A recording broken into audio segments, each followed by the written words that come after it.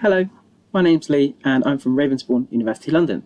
Today I'm here to talk to you about careers in the games industry. For those of you who don't know, Ravensbourne is a specialist creative university and we specialise in digital media and design. Our unique teaching style helps prepare our students for jobs in the industry, and we do that through creativity and collaboration. Creativity comes in the form of your projects and the things that you learn, and encouraging you to think outside of the box and push yourself to become the best person that you can be when you graduate. And collaboration means working with other students to achieve all your goals, whether that's your projects and things that you have to complete for your course, or whether that's things that you complete outside of your course for other people, but are still enhancing your own skills in doing so. We're a very small university, and we're based in London. We only have around 2,500 students, and that's across our further education, undergraduate and postgraduate programs. We're very, very proud of our employability statistics, and 96.4% of our students end up with a job within 6 months of graduating. We're very, very proud of that. And if you've visited London before, you may have been to the O2 Arena, which you can see on the left-hand side there. It's a big concert venue, shopping centre and food market within North Greenwich in London's southeast borough. And you can see our building just on the right, one with all the holes in it, which are actually windows. The great thing about our building is that it sits right in the middle of North Greenwich's new design district. So in April, it will be opening, and it will be a place for creative companies, for advertising agencies, lots and lots of creative businesses moving into the area, essentially being built around Ravensbourne. And that's going to be a real benefit for us as a university. We get to benefit from work opportunities, placements, and working more closely with those companies once they've moved in. We're really excited about that. So today I want to talk to you about the games industry, but first we need to kind of understand and define what the games industry is. Now, video games would be your first thought, and video games have been around since 1958 when Pong was created. That was the first video game, and since then the video games industry has been growing bigger and bigger and bigger.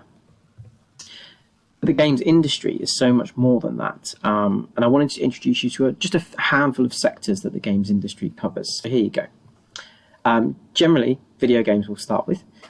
They fall into three categories. So you have console games, mobile games, and indie games. Console games will be played on things such as PlayStations, Xboxes, and Nintendos. Mobile games will be played on your smartphones, so iPhone, Android phones. And indie games will be developers, games companies that just make games, whether they're for mobile, whether they're for console, perhaps they're PC games. And these are generally independent developers, so they're not tied to one specific whole developer. They just choose a title that they want to create and they create it. Indie developers are becoming more and more prominent within the industry. So the big cabal of the gaming institutions that you may have heard of, the big names like Naughty Dog and Rockstar and Eidos and Take-Two, they are still around, but there's so many more indie game developers cropping up, which means that the opportunities and the opportunity for placements and work experience and getting that job when you graduate is completely bigger than it was 10 years ago. And so much so that the games industry now has overtaken the film industry in terms of revenue, in terms of the amount of people employed. So it's a huge, huge industry to go into, and consequently there are lots of jobs available. Another market is the board games market. This is classed as the original method of gaming. And board games have exploded in popularity again in the last decade due to things like popular franchises. So if you watch a television show, I don't know, like Rick and Morty or Adventure Time, something like that, a lot of the time these popular kind of TV or film titles will get made into games, and that's boosted the popularity, and there's far more games in existence and far more board games that you can choose from now than existed again 10 years ago. Over in the UK, what we're starting to see more is things like board game cafes popping up. So you can go with your friends to a cafe, they might serve coffee, they might serve beer, they might serve food, and you can just pick a board game from the shelf, pop it on the table, and you and your friends can play it for a certain amount of time. And these are cropping up all around London, and it's really, really exciting to see these kind of diverse places becoming a part of the culture within London, which is really, really cool. We can't forget tabletop RPGs, so anyone who is a fan of Dungeons & Dragons or Pathfinder or similar kind of role-playing games like that. These were very, very popular in the 1980s, but shows like Stranger Things, which is a Netflix show, and Critical Role, which is a group of voice actors that play their own version of Dungeons and Dragons, and they film it and stream it live to the world. They have around 15, 20 million subscribers, I think. It's crazy. So they really propel tabletop gaming and RPGs to the forefront of popular culture again. And this consequently means that there's lots and lots of job opportunities to go into these with a slightly different skill set than you would have from video games, because it's more about game mechanics, it's more about illustration and art, but still very, very fundamental skills and qualities that you need to work in this industry. And we can't forget trading card games. I myself grew up on things like Pokemon cards, and they're very, very, very popular with the younger generations, and they're still going today, and again, geared more towards the game art and the illustration areas and disciplines, but there's still a place for mechanics and how games and how these cards interact with each other. So what you're learning as a game student will still benefit if you wanted to go into the trading card industry. And I think part of that appeal is wanting to have your own collection. You want to catch them all, or you want to you want to collect every card in a set, things like that. Those are not unique to people. That's something that everyone desires. And even games like Magic the Gathering is for a more mature audience. That's really, really big. And there's annual tournaments and competitions every year that are held worldwide around these trading card games. So there is a huge, huge industry bankrolling this behind it. And last but not least, the very, very new and probably the newest on this list is streaming and esports. There's kind of two sides to streaming and esports. The common denominator between these two kind of factions is that you have to be very, very good at gaming to be either going into streaming or going into esports. Any of you that have watched a streamer before, nobody wants to watch a bad streamer, or a rubbish game player streaming their game. They want to watch a good player playing. So you need to be very, very good at games, and a games degree will obviously encourage you to play games a lot, potentially pursue a career in playing them for a living. And the rise of esports, you can see that photo top right, the amount of audiences that it draws from playing various different games, whether they're multiplayer games, first-person shooters, things like Rocket League. So again, this is an emerging market, but there's certainly a place for it within the games industry because it's so large and so vast now that these jobs are being created almost out of necessity within the market. So just to kind of round off, those are the kind of main industries that you can go into with a games degree, and our degrees, we hope, and I'll run through those in a little bit, our degrees prepare you for those wholeheartedly, I think. You might be wondering, how do you get in, and how do you get a job in the gaming industry? And although the sector is growing, it's incredibly competitive because more and more people are going to university to study degrees in games and games programming and game art. So it's very, very important that you do study a degree in games if you know you want to go and work in the gaming industry. And this will ensure that you graduate with all the skills that you need, the confidence to go into industry straight away, and ultimately a better chance of securing work for yourself. If you want to study a games degree, there's lots of different degrees out there. Some universities will offer, perhaps 4-year degrees with a master's integrated into it, or they'll offer different types of degrees, and they can be anything such as games art, games design, games development, games programming. So when you're searching for universities, you may want to use some of those key terms, and that will help filter out different courses for you. And these will be taught in a slightly different way. So it's really, really on you to do your research and make sure that you know and fully understand exactly what the degree is offering you. For example, if you're an artist and you're an illustrator, you wouldn't want to end up on a games programming degree because you'll spend far more time coding, learning programming languages that aren't necessarily useful for you or aren't relative to your own skill set and your own experiences. So always make sure that you do your research in terms of which degree you're entering. Just a very, very quick bit about our Ravensbourne's courses. We offer a BA and a BSc in games development. And this is the 3rd year it's been running. We're really, really excited. The course has grown exponentially. It's very, very popular with our students. And it's all about how new and emerging technologies can be used in a wide range of games. So I think one of the unique selling points about Ravensbourne's games courses is that all of those sectors that I mentioned in the beginning, you'll focus on all of those sectors throughout your 3 years at university at Ravensbourne. And this is great because no matter what sector you want to go into, no matter what kind of discipline you want to focus on, you will have the opportunity to do that whilst you're at Ravensbourne. We'll equip you with a toolbox of practical and theoretical skills. They can be applicable to design or development of games across a range of experiences. So as well as mobile, tabletop, trading card, video games. It will also look into VR, virtual reality, AR, augmented reality, as well as AI and artificial intelligence, which is becoming a huge part of today's kind of game culture, particularly around simulation games. So think about FIFA or Call of Duty. There's a huge AI influence in these games, and a programming background will really help you with that.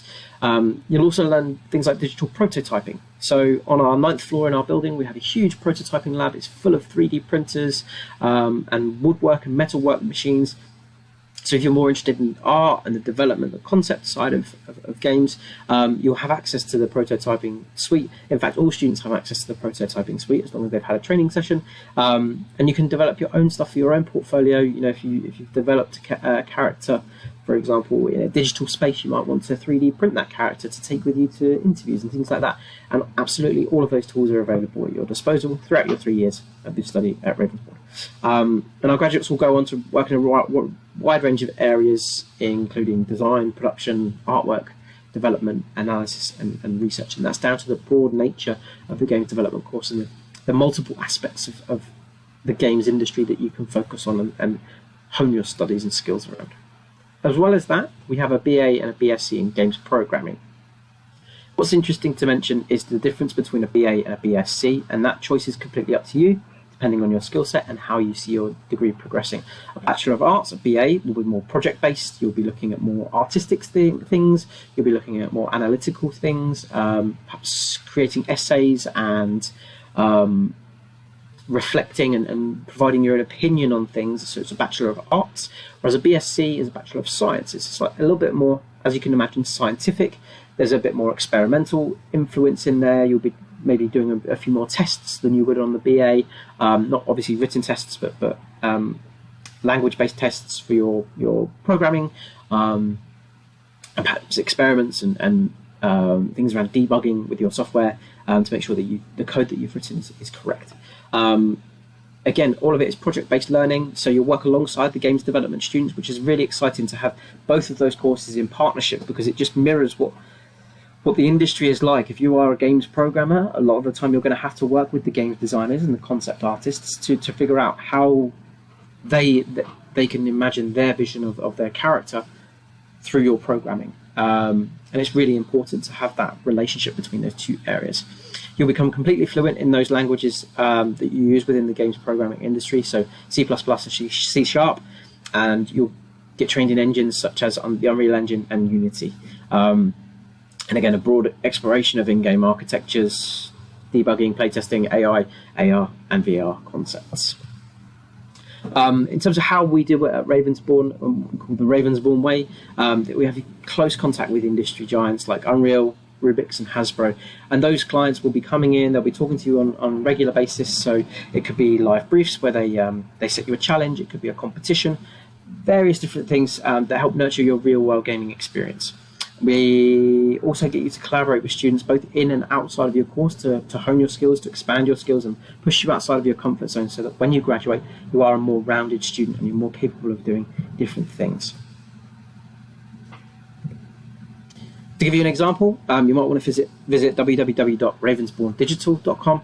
Now, this was born out of lockdown 2020 in the summer of last year. Our games students and our fashion students couldn't produce their final major projects. So they worked together to essentially kind of create a character selection screen using the garments from the fashion students and the programming knowledge of the game students. They created this game, which you can try out yourself.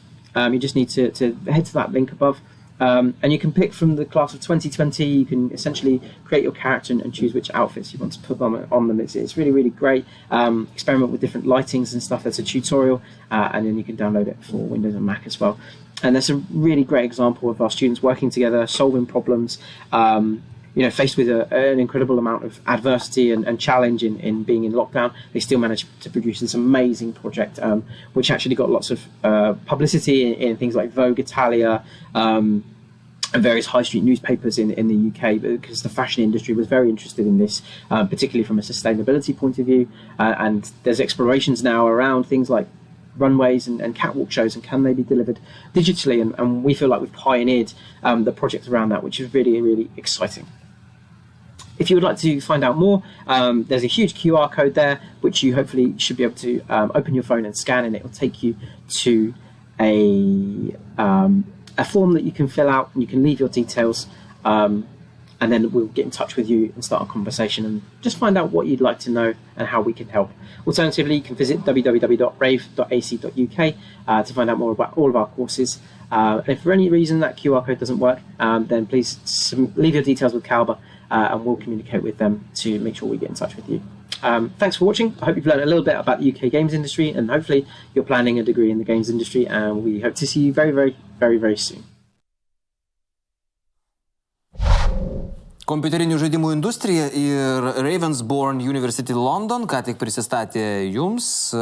Manau, kad Nerijus turi šitą temą daug ką pasakyti. Pirmiausia, apie patį universitetą, tai kiek jisai patrauklus lietuviam, kaip mes jį dažnai renkamės. Tikrai, Karoli, pakankamai patrauklus lietuviam universitetas. Aš galvoju apskritai, jeigu kalbėti apie pačią studijų programą, aš galvoju, kad karantinų metu tiek daug žmonių šiuo metu žaidžia kompiuterinius žaidimus. Tai va, jeigu yra tokių, kuriem tikrai ypatingai patinka kompiuteriniai žaidimai ir tikrai patinka pati studijų programa, tai iš esmės tikrai, kalbant apie patį perspektyvumą, nes dažnai mes kalbam apie tai, čia perspektyviai, neperspektyviai, tėvai klausia ten, ką dirbsiu, kiek uždirbsiu, tai aš galvoju, kad tikrai potencialą be protų didelį turinti pati studijų programa, ką šiandieną tikrai puikiai ir girdėjom iš pašnekovų. Kokio dydžio pats universitetas? Jisai labai didelis tam kontekste? Ravensbourne, aš sakyčiau, kad jis yra vidutinis. Jeigu labai didelis, tai sakyčiau, jeigu ypatingai Jungtinė karalystė paimtai 30 arba daugiau tūkstančių studentų gali mokintis universitete. Ir tokie jau mažesni universitetai, kurie skaitosi ten būna apie 10 tūkstančių, 12 tūkstančių. Tai čia toksai, ne? Vidutinis. Kompiuterinių žaidimų industrija šiaip Lietuvoje tai stiprus reiškinys yra? Lietuviams tai aktualus dalykas? Mūsų lietuviai stiprus kompiuterinių žaidimų industrijoje? Aš galvoju, kad tikrai taip, bet tikrai galvoju, kad tikrai yra nemažai tokių, kurie yra pakankamai tokie savamoksliai, kurie renka informaciją internete, kurie mokosi ten įvairių kompiuterinių žaidimų kažkokių pagrindų internete. Pasakysiu, link ko aš suku, šiaip atrodo, kad lietuviai tarsi tam sutverti. Mes turim puikius informatikus, mūsų informatikai pripažįstami kaip vieni geriausių pasaulyje. Mūsų apskritai viskas, kas su kompiuterija susijęs, su internetu, su informaciniam technologijom yra vertinama aukštai ir kotiruojama aukštai pasaulyje. Tai aš taip įsivaizduoju, kad čia praktiškai tokia lietuviškas rytis galėtų būti. Matai, Karoli, aš galvoju, kad jeigu kalbėsime apie studijas Lietuvoje, ne, kaip ir daugelis, jeigu pabandytumėt paieškoti tokių programų, ką mes kalbėjom ir ką mes girdėjom šiandieną iš pranešėjų, tai labai sudėtinga rasti bent minimalią alternatyvą, ką tu gali studijuoti Lietuvoje. Ir galbūt tai yra viena iš tų programų, kurie yra verta studijuoti užsienyje, dėl to, kad jinai yra labai tikslinga, labai kryptinga ir kas turbūt nemažiau svarbu, turbūt tokiose studijų programuose, tai įranga, priemonės, vėlgi, ką naudoja studentai. O universitetai, toks kaip Ravensbourne'as, kur tikrai daro milijoninės investicijas, injekcijas į tokias studijų programas, tai jos ir turi tada tas galimybės studentus paruošti turbūt tai industrijai ir labai tikslingai. Nes Lietuvoje, ką dažnai mes kompiuteriai, tai turbūt informacinės technologijos būna, tokios bendrinės. Bet kada mes ieškom sukonkretintų programų, kaip kompiuterinių žaidimų kūrimas, tikrai labai sudėtinga kažką tai panašaus rasti.